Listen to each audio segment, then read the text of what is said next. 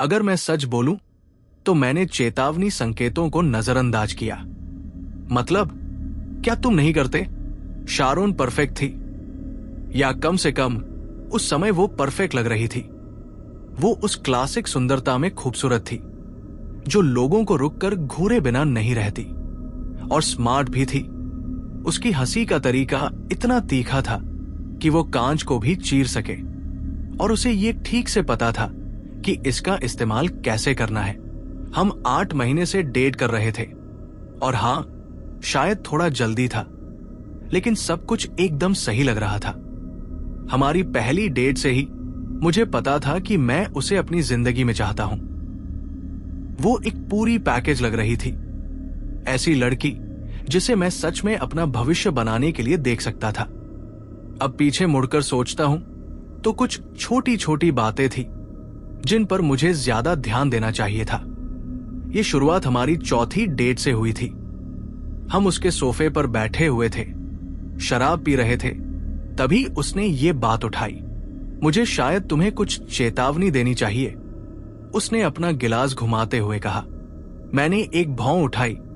पहले ही उससे आधे प्यार में था। क्या? वो क्या है? मैं अगल बगल सोने के लिए सबसे आसान इंसान नहीं हूं, उसने कहा। मैं हंसा, सोचा कि वो मजाक कर रही है। चिंता मत करो, मैं पहले भी खर्राटे भरने वालों के साथ बिस्तर शेयर कर चुका हूं। मुझे लगता है कि मैं इसे संभाल सकता हूं। वो सिर हिलाती हुई हल्की सी मुस्कान के साथ बोली, ये सिर्फ खर्राटे नहीं होते, मैं सोते हुए बातें करती हूं, कभी कभी इधर उधर भी हिलती हूं। या खैर, मुझे कभी कभी लोगों को अनजाने में थप्पड़ भी लग जाता है। लोगों को थप्पड़ लगता है ये एक पेशेवर खतरे जैसा है। मैंने मजाक किया। उसने मुझे एक नजर से देखा, आधा गंभीर आधा मजाकिया। मैं बस ये कह रही हूं, ऐसा पहले हो चुका है। अगर तुम रहने का फैसला करते हो तो तुम्हें चेतावनी दे दी गई है। तब मुझे इससे ज्यादा कुछ नहीं लगा। ये हार्मलेस लगता था, बल्कि थोड़ा प्यारा भी। लेकिन अब सोचता हूं, हां, मुझे इसे थोड़ा ज्यादा गंभीरता से लेना चाहिए था। जब मैं पहली बार रात को उसके घर पर रुका तो मैं सो रहा था कि मुझे नींद में थप्पड़ लगेगा, ताकि मैं सुबह उसे मजाक बना सकूं। लेकिन ज्यादातर रात सामान्य थी। उसने थोड़ी बहुत करवट ली, कुछ अजीब सा बड़बड़ाते हुए, लाल वाला नहीं, और उसे गिरने मत देना। मैंने हार्डली ध्यान दिया। अगले कुछ हफ्तों में उसकी अजीब आदतें और भी बाहर आने लगी। एक रात मैं उठा और देखा कि उसका हाथ मेरे सीने पर जोर से लगा था। क्या बकवास है, मैंने मिचमिचाते हुए और उलझन में बड़बड़ाया। शारोन अभी भी सो रही थी। उसका हाथ बिस्तर पर ढीला पड़ा था। अगले सुबह मैंने इसे नाश्ते के दौरान उठाया। तो तुमने मुझे रात को मारा था। वो लगभग अपनी कॉफी में दम घोंटने वाली थी। उसकी आंखें मजाकिया डर से खुली हुई थी। मैंने हां पूरा का पूरा थप्पड़ मारा। लगता है तुम किसी से लड़ने का सपना देख रही थी। वो मुस्कुराई, सिर हिलाते हुए। शायद मैं आरोन के बारे में सपना देख रही थी। आरोन उसका एक्सेस बैंड था। वो ज्यादा नहीं बोलती थी उसके बारे में, लेकिन जो कुछ मैंने समझा, उनका तलाक बहुत उथल पुथल वाला था। जिस तरह से उसने उसका नाम लिया, आधा मजाक में आधा कड़वाहट में, उससे मुझे लगा कि कहानी में कुछ और भी हो सकता है। फिर भी मैंने इसे हंसी में उड़ा दिया। उस समय यह कोई बड़ी बात नहीं लग रही थी, लेकिन चेतावनियां आती रही। हालांकि वे ऐसे तरीके से आई जिन्हें मैं पहचान नहीं सका। कुछ हफ्ते रुकने के बाद एक रात जब हम बिस्तर पर जा रहे थे, शारोन ने फिर से इसे उठाया। मैं सोने वाली बातों के बारे में मजाक नहीं कर रही थी, समझी? उसने कहा। जानता हूं, मैंने कहा, चादरें ऊपर खींचते हुए। सच कहूं तो ये उतना बुरा नहीं है, ये तो थोड़ा प्यारा सा है।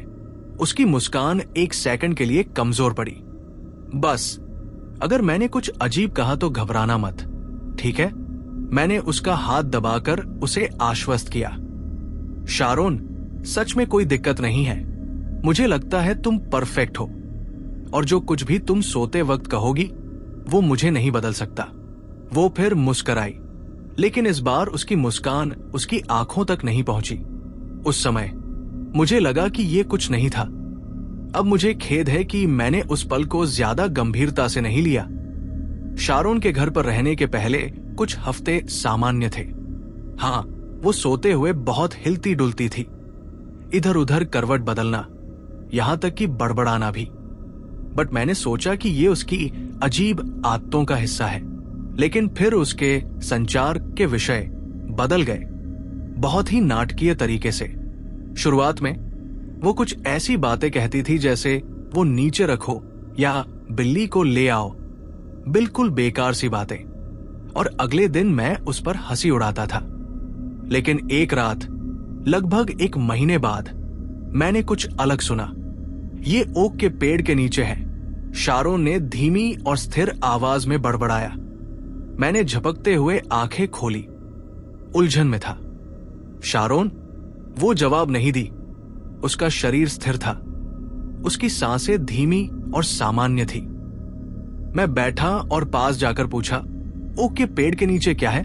कुछ नहीं, उसने और कुछ नहीं कहा, बस पलटकर सोने के लिए कंबल को अपने चारों ओर कस लिया।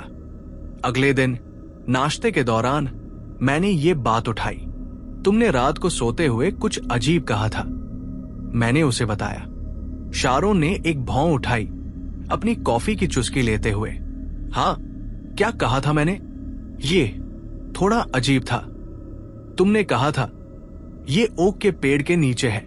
उसने सिर झुका लिया, जैसे वो ये समझने की कोशिश कर रही हो कि मैं मजाक कर रहा हूं या नहीं। हाँ, ये अजीब है। शायद ये किसी पेड़ के घर के बारे में होगा या कुछ ऐसा। क्या तुम्हें याद है तुम किस बारे में सपना देख रही थी? उसने सिर हिलाया। नहीं, मेरे सपने बिल्कुल बेपरवाह होते हैं, तुम जानते हो न कैसे होते हैं। मैंने सिर हिलाया, लेकिन उसका जवाब मुझे ठीक नहीं लगा। जिस तरीके से उसने इसे नजरअंदाज किया, बहुत ही सामान्य तरीके से, जैसे वो बातचीत को कही और मोड़ने की कोशिश कर रही हो। 1 हफ्ते बाद मैं उठा और देखा कि वो बिस्तर के चारों ओर चक्कर लगा रही थी, जैसे कमरे को माप रही हो। शारोन? मैंने फुसफुसाया, अपनी आंखें रगड़ते हुए। वो जवाब नहीं दी। मैंने बिस्तर की लाइट का स्विच किया, लेकिन जैसे ही मैंने स्विच को छुआ, वो एकदम रुक गई। मत करो, उसने तेज आवाज में कहा। मेरा हाथ रुक गया। मत क्या? वो जवाब नहीं दी। एक पल के लिए वो बस वही खड़ी रही, फिर बिस्तर में वापस चढ़ गई। उसके आंदोलन सख्त और रोबोट जैसे थे। अगले दिन मैंने ये सब चुपचाप रखा। मुझे उसके बारे में पूछना चाहता था, लेकिन कुछ अंदर से कह रहा था कि ऐसा नहीं करना चाहिए। इसके बाद चीजें और खराब हो गई। एक रात वो बिस्तर में सीधे बैठ गई और फिर से बड़बड़ाने लगी। हाईवे से 2 मील दूर उसने शांत और स्थिर आवाज में कहा, यह तब बेहतर काम करता है जब जमीन गीली हो। इस बार मैंने उसे जगाने की कोशिश नहीं की, बस मैं वही पड़ा रहा, छत को घूरते हुए। मेरे गर्दन के बाल खड़े हो गए थे। जब आखिरकार वो पलटी और चुप हो गई तो मैं उठा और रसोई में चला गया। मेरे हाथ कांप रहे थे जब मैंने पानी का गिलास भरा। क्या बकवास हो रहा था? वो बिंदु आया कुछ रातों बाद। मैं उठा और देखा कि शारोन बिस्तर के किनारे पर बैठी थी। उसकी पीठ मेरी तरफ थी। मैंने तुम्हें कहा था कि ये काम नहीं करेगा, उसने फुसफुसाया। मैं धीरे धीरे बैठा। शारोन? वो पलटी नहीं। उसका सिर थोड़ा झुका था, जैसे वो किसी ऐसे व्यक्ति को सुन रही हो जिसे मैं देख नहीं पा रहा था। उसने कहा था कि वो इसे संभाल लेगा, लेकिन उसने नहीं किया। अब ये मेरी समस्या है। शारोन, तुम किससे बात कर रही हो? मैंने पूछा। वो जवाब नहीं दी। इसके बजाय वो उठी और बेडरूम से बाहर चली गई। मैंने उसका पीछा नहीं किया, बस मैं वही बैठा रहा, जड़ की तरह, उसके कदमों की आवाज को सुनते हुए, जो धीरे धीरे हॉल में गायब हो गई। जब मैंने अगली सुबह आंखें खोली तो वो पहले से ही किचन में थी, खुद से गुनगुनाते हुए पैनकेक पलट रही थी। जब उसने मुझे देखा तो उसने मुस्कुराते हुए कहा, गुड मॉर्निंग। मैंने मुस्कान देने की कोशिश की, लेकिन मेरा पेट मरोड़ने लगा। मैं अपनी सोच को रोक नहीं पा रहा था। उसने जो बातें सोते वक्त कही थी वे लगातार मेरे दिमाग में घूम रही थी। वो रात जब मुझे महसूस हुआ कि कुछ वाकई गलत है, जैसे ही दूसरी रातें शुरू हुई। शारोन जल्दी सो गई, अपनी तरफ मुंह करके, जबकि मैं फोन पर स्क्रॉल करता रहा। सब कुछ सामान्य लग रहा था जब तक मैंने उसकी आवाज नहीं सुनी। शुरुआत में मुझे लगा कि वह मुझसे बात कर रही है। मैंने उसकी नाक बंद कर दी थी। उसने कहा, मैं जड़ हो गया। उसकी आवाज धीमी, ठंडी और लगभग एक जैसी थी। ज्यादा समय नहीं लगा। वो थोड़ी देर तक लात मारता रहा, फिर वो रुक गया। मैंने उसकी तरफ पलट कर देखा। शारोन अभी भी अपनी तरफ मुंह करके सो रही थी, धीरे धीरे सांस ले रही थी। शारोन, मैंने धीरे से कहा। वो जवाब नहीं दी। उसकी आवाज फुसफुसाते हुए और भी धीमी हो गई। उसे कच्ची सड़क पर खींच लिया। मिट्टी मुलायम थी, खुदाई के लिए बिल्कुल सही। क्या बकवास है, मैंने अपने आप से बड़बड़ाया। मैं बाकी रात सो नहीं सका। अगली सुबह मैंने उसे सामने लाया। तुम फिर से रात को सोते हुए बड़बड़ाई थी। शारोन ने अपनी कॉफी से नजरें उठाई, हंसते हुए। ओह, सच में? इस बार क्या कहा मैंने? उम्मीद है कुछ शर्मनाक नहीं था। मैं थोड़ी देर के लिए रुका। तुमने किसी को मारे जाने के बारे में और कब्र खोदने के बारे में कहा था। वो थोड़ी चौंकी। ये अजीब है। शायद ये उस क्राइम शो के बारे में होगा जो मैं देखती हूं।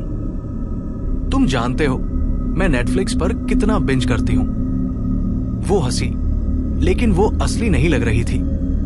तुम्हें याद है तुम किस बारे में सपना देख रही थी? मैंने पूछा। शारोन ने सिर हिलाया। नहीं, माफ करना। सच में क्रिस, मुझे कभी भी अपने सपने याद नहीं रहते। मैंने सिर हिलाया, लेकिन मुझे शक था कि वो मुझे सब कुछ नहीं बता रही थी। कुछ रातों बाद मुझे फिर से उसकी आवाज सुनाई दी। मैक्स, उसने कहा। उसकी आवाज शांत और अलग थी। मैं बिस्तर में बैठ गया। मेरी त्वचा पर सनसनी सी दौड़ने लगी। वो पुराने खलियान के पीछे है, उसने जारी रखा। वो जिसमें नीला दरवाजा है। नाम मुझे परिचित लगा। एक युवक जिसका नाम मैक्स था, सालों पहले एक कैंपिंग ट्रिप पर लापता हो गया था। उसका मामला अभी तक हल नहीं हुआ था। अगली सुबह मैंने इसे नहीं उठाया।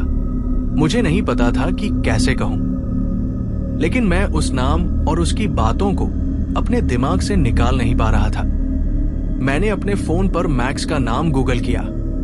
उसकी गुमशुदगी पड़ोसी काउंटी में हुई थी। रिपोर्ट्स में खलियान या नीले दरवाजे का कोई जिक्र नहीं था, लेकिन शारोन ने जो दूसरी बातें बताई थी वे उस इलाके का वर्णन करती थी जहां उसे आखिरी बार देखा गया था। कुछ दिनों बाद मैंने शारोन से कुछ कहने की हिम्मत जुटाई।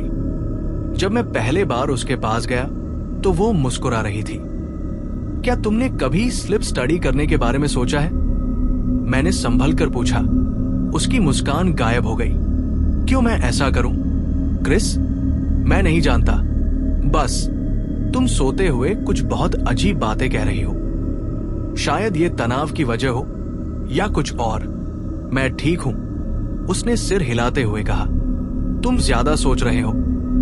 क्या तुम इसे रिकॉर्ड करने के बारे में क्या सोचोगी? मैंने कहा, ताकि तुम खुद सुन सको।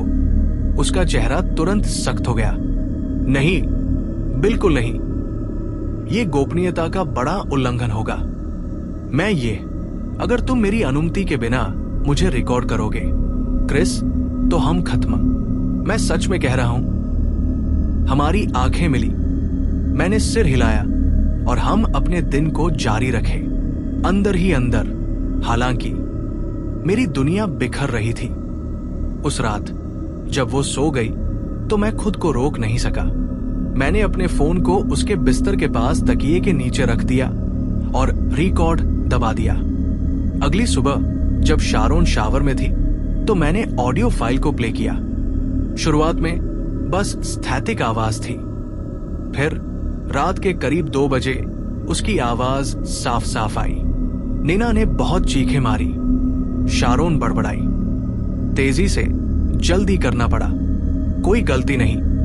मैं जड़ हो गया। नीना, मुझे वह भी जानती थी। एक किशोरी जिसका नाम नीना था 5 साल पहले लापता हो गई थी और उसका मामला अभी भी खुला था। नहीं, ऐसा नहीं हो सकता। मैंने सोचा, ये असंभव है। मैं इसे और नहीं नजरअंदाज कर सकता था। मुझे ये जानना था कि वो जो कह रही थी क्या वो सच था।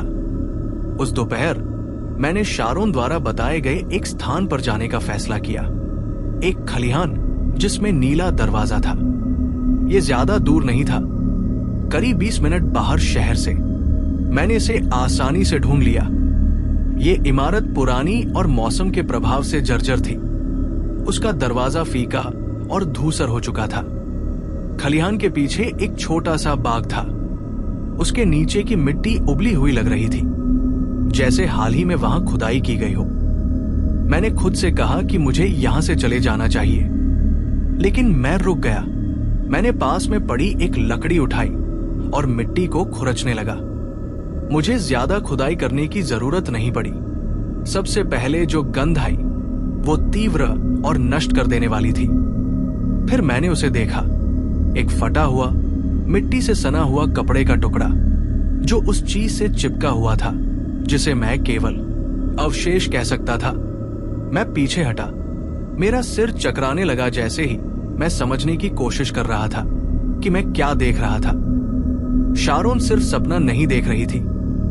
मैं खुद को रोक नहीं सका।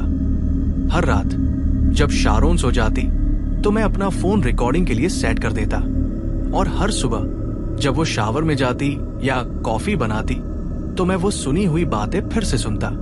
ये हमेशा वही था। वो रोती रही, इसलिए मुझे जल्दी करना पड़ा। ये साफ सुथरा नहीं था। वो कहती, वो अब खदान में है, पानी उसे छुपाए रखता है। नाम बदलते थे लेकिन पैटर्न वही रहता। हर रात शारोन कुछ डरावना बड़बड़ाती, कुछ विशेष। जड़ों के नीचे यही ट्रिक है, उसने एक रात कहा। कोई भी जड़ों के नीचे नहीं देखता। हर सुबह मैं पिछली सुबह से ज्यादा डर के साथ उठता। ऑडियो फाइलें जमा होने लगी। हर एक डरावने पहेली का टुकड़ा थी। मैं अब इसे नकार नहीं सकता था। ये सपने नहीं थे, ये थे एक बालिया बयान। शारोन ने नोटिस करना शुरू कर दिया कि कुछ तो गलत था। तुम हाल ही में चुप हो गए हो, उसने एक सुबह कहा, मेरे सामने स्क्रैम्बल्ड अंडे का प्लेट रखते हुए। बस थका हुआ हूं, मैंने बड़बड़ाया उसकी आंखों से बचते हुए।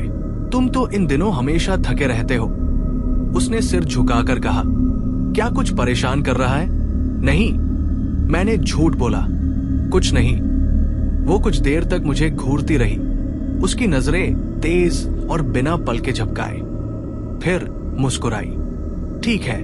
उसके बाद मुझे लगा कि वो मुझे और ध्यान से देखती रही, बस ये इंतजार करते हुए कि कब मैं गलती करूंगा।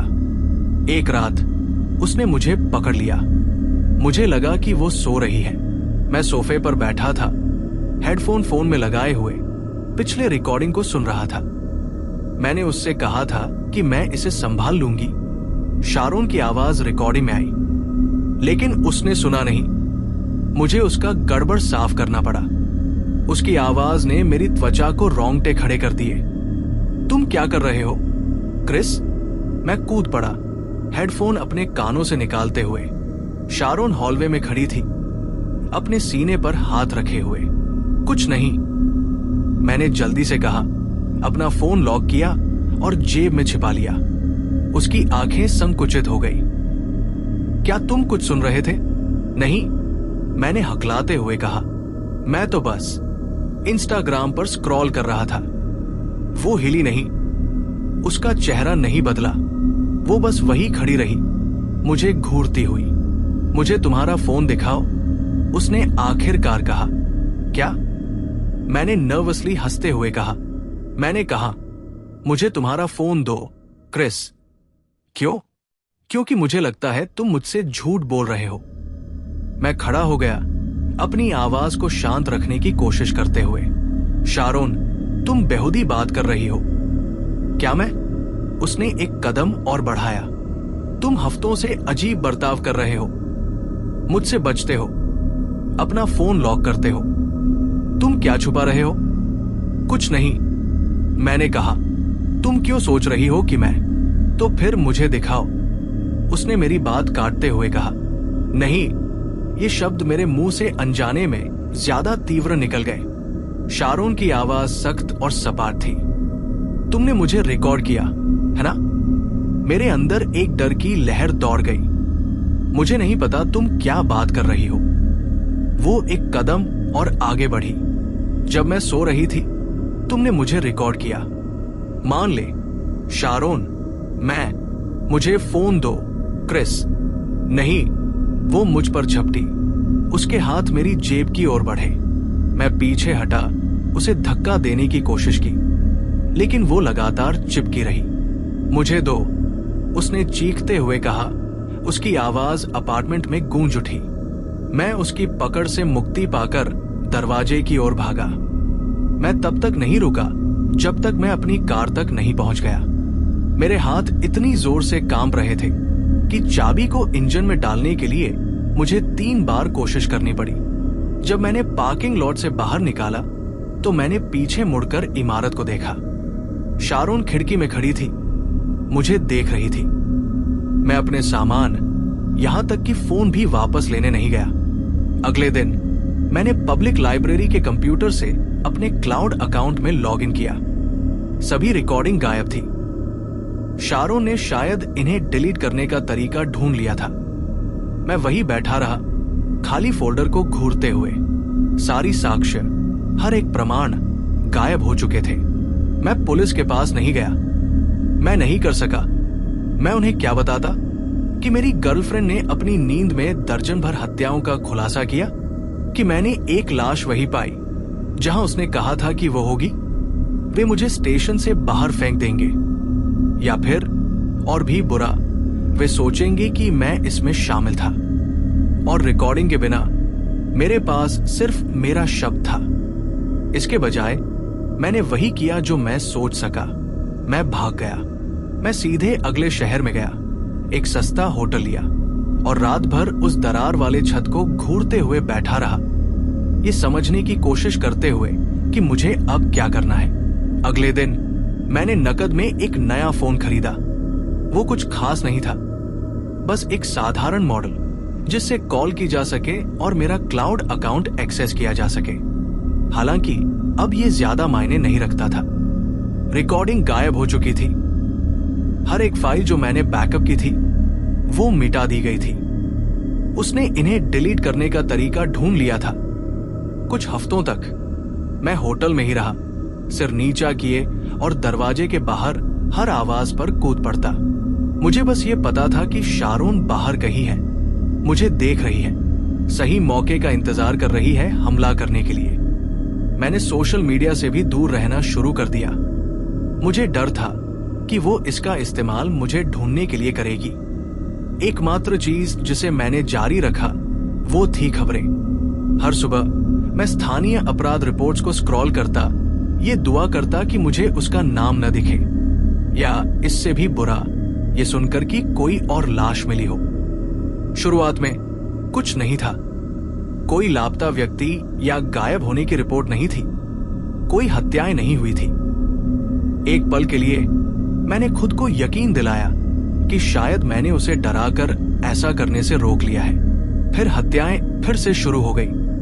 शुरुआत में ये छोटी मोटी बातें थी। एक आदमी को उसके घर में गला घोंटकर मारा गया। एक महिला की लाश एक झील से निकाली गई। दोनों पड़ोसी काउंटियों में परिस्थितियां बिल्कुल वैसी ही थी जैसे शारोन अपनी नींद में बुदबुदाती थी। मैंने खुद को समझाया कि ये बस एक संयोग था, ऐसा ही होना था। लेकिन फिर ये और पास आ गया। मेरे होमटाउन से एक किशोरी गायब हो गई। उसकी साइकिल सड़क के किनारे छोड़ दी गई थी, जो कि मेरे बचपन के घर से सिर्फ 1 मील दूर थी। एक हफ्ते बाद उसकी लाश एक छोटे से गड्ढे में मिली जो पेड़ों के झुंड के नीचे थी। जब मैंने रिपोर्ट देखी तो मैं सांस नहीं ले पा रहा था। वो जगह बिल्कुल शारोन के विवरण से मेल खाती थी। जड़ के नीचे यही तरीका है, कोई कभी जड़ों के नीचे नहीं देखता। ये वही था, यही होना था। वो पल तब आया जब खबरों में एक और पीड़ित की रिपोर्ट आई। मेरी कजिन रिले और मैं ज्यादा करीब नहीं थे, अब नहीं, लेकिन हम साथ में बड़े हुए थे। वो उस तरह की इंसान थी जो जिस कमरे में भी प्रवेश करती उसे रोशन कर देती थी, हमेशा हंसते और मुस्कुराते हुए। जब मैंने उसका नाम खबरों में देखा तो ऐसा लगा जैसे मेरे पैरों तले जमीन खिसक गई हो। रिपोर्टर ने कहा कि उसे उसी पेड़ के झुंड के पास पाया गया जहां उस किशोरी की लाश मिली थी। उन्होंने कोई और जानकारी नहीं दी, लेकिन मुझे पहले ही पता था कि वे क्या नहीं कह रहे थे। मुझे पता था कि ये शारोन थी। कई दिनों तक मैं कुछ नहीं खा सका और नहीं सो सका। मेरे दिमाग में बस रिले की तस्वीर थी। कैसे मैं इसे रोक सकता था? अगर मैंने पहले कुछ किया होता, अगर मैंने पुलिस के पास गया होता या किसी को भी बताया होता कि शारोन ने क्या कहा था। लेकिन मैंने ऐसा नहीं किया। मैंने डरकर भागने का फैसला किया और अब रिले मर चुकी थी। गिल्ट मुझे घेर रहा था। मेरे जीवन में बहुत सी गलतियां हुई हैं, लेकिन शारोन से भागना सबसे बड़ी गलती थी। मैंने सोचा था कि भाग जाने से मुझे बचा लिया जाएगा। मैंने सोचा था कि इससे वो नहीं जान पाएगी कि मुझे कितना कुछ पता था। लेकिन सच ये है कि इससे रिले को बचाया नहीं जा सका, किसी को भी बचाया नहीं जा सका। अब मैं इसे खुद तक नहीं रख सकता। मुझे फर्क नहीं पड़ता अगर कोई मुझे नहीं मानता या अगर लोग मुझे पागल समझते हैं, भले ही इससे मेरी पीठ पर एक निशान लग जाए। मुझे किसी से ये कहने की जरूरत है, मुझे कुछ करना है। कई दिनों से मैं यहीं बैठा हूं, सही शब्दों को ढूंढने की कोशिश कर रहा हूं, वो शब्द जो शायद किसी को मुझ पर विश्वास दिला सके, वो शब्द जो शायद उसे रोक सके। लेकिन सच ये है कि मुझे नहीं लगता अब ये मायने रखता है। रिले मर चुकी है और ये मेरी गलती है। मैं उसकी तस्वीर को न्यूज में देखना बंद नहीं कर सकता। मैं अपनी मां की आवाज को फोन पर नहीं भूल सकता जब उसने मुझे कांपते हुए बताया कि क्या हुआ। मैं कुछ कर सकता था, मैं शारोन को रोक सकता था, लेकिन मैंने नहीं किया। मैं भाग गया। मेरे हाथ कांप रहे हैं, सिर में दर्द हो रहा है और मेरी छाती सख्त महसूस हो रही है, लेकिन मुझे ये बाहर निकालना है। मुझे बस किसी को जानने की जरूरत है। उसका नाम शारोन है। वो होशियार, खूबसूरत, बाहर से परफेक्ट है और वो एक हत्यारी है। उसने सब कुछ कबूल किया है, मैक्स, निना, सबको। उसने बताया कि उसने ये कैसे किया, कहां दफन किया। मुझे पहले तो लगा था कि ये सिर्फ सपने हैं। भगवान, मैं चाहता था कि ये सिर्फ सपने ही हों, लेकिन मैंने उनमें से एक को पाया। मैंने वही खुदाई की जहां उसने कहा था, और वो था। मैंने भागने की कोशिश की। मैंने सोचा था अगर मैं चुप रहूं तो वो मुझे छोड़ देगी, लेकिन हत्याएं कभी नहीं रुकी। मुझे लगता है कि मैं चाहता हूं कि कोई सच जान ले इससे पहले कि वह मुझे ढूंढे, क्योंकि वह मुझे ढूंढेगी। ये सिर्फ समय की बात है। एक आवाज है, मैं जड़ से रुक जाता हूं। मेरी उंगलियां कीबोर्ड के ऊपर लटकी हुई है। मैं कांच टूटने की आवाज सुनता हूं, कदमों की आवाज, धीरे और स्थिर, रसोई से आती हुई। एक लहर सी घिन आती है। मैं अपने नाइट स्टैंड से गन उठाता हूं। मेरे हाथ इतने कांप रहे हैं कि मुझे उसे गिराने का डर है। हे भगवान, वो आ गई है। मुझे नहीं पता कि मैं इससे बाहर निकल पाऊंगा या नहीं। अगर मैं गायब हो जाऊं तो तुम जान जाओगे कि क्यों। अगर किसी को ये मिल जाए तो कृपया उसे बचने मत दो।